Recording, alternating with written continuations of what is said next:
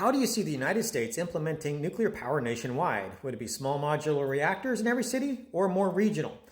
Well, it's really whatever fits, what makes the most sense. So I might like to have solar panels on my roof. I think that that's a great idea, but I don't like the idea of replacing farms, as has been done here in North Carolina, to make solar power energy or things like that. So what makes the most sense? What has the least harm on the environment and is really safe and is economical?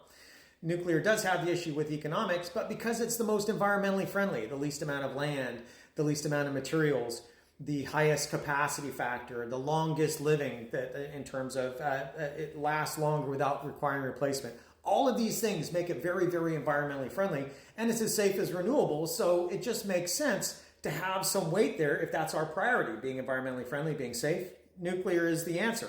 And so what actually fits in terms of the needs is that if you have a huge power need, like say from something like New York City or LA, a huge power need, a large amount of energy is needed, then you would want a large power reactor. That's really the only model for the large tokamak reactors that we're hoping to eventually build with fusion. They just would only require a large amount of water to make a large amount of energy. They can't really be small like small modular reactors. Now, I do like small modular reactors for replacing coal because you have all of the electrical infrastructure there, the switch yards to get the electricity out, that's already there. You just need a different power source.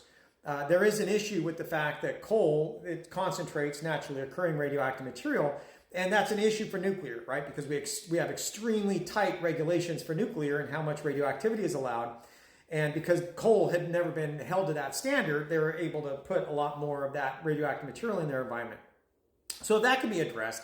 It just makes sense to replace coal with small modular reactors because the workers are largely the same. They still need electricians, they still need plumbers, they still need welders, they still need all of the crafts are still needed, and all of the engineering disciplines are still needed, right? You still need people that know how to deal with pumps and valves and condensers, right? Mechanical engineering and civil engineering and all of that. So a lot of the jobs would still be able to carry over once you provided some training for nuclear.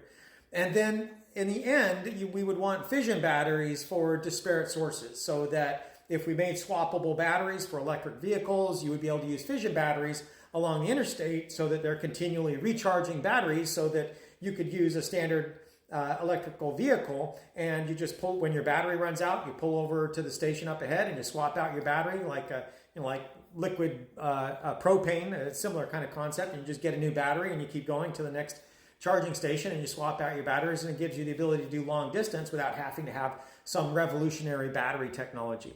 So nuclear really is the answer for a lot of things. Right now we are having the issue for the large power reactors that because we quit building them for many decades, we're not able to do it at the same rate and the same cost effectiveness that we did back when we were building a lot of them. So until we start building a lot of them, we really can't expect it to be as cost effective as you would get if you were good at something. We had to kind of relearn that because we abandoned nuclear for so many decades.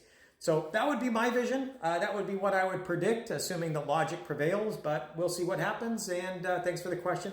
Have a good day. Bye.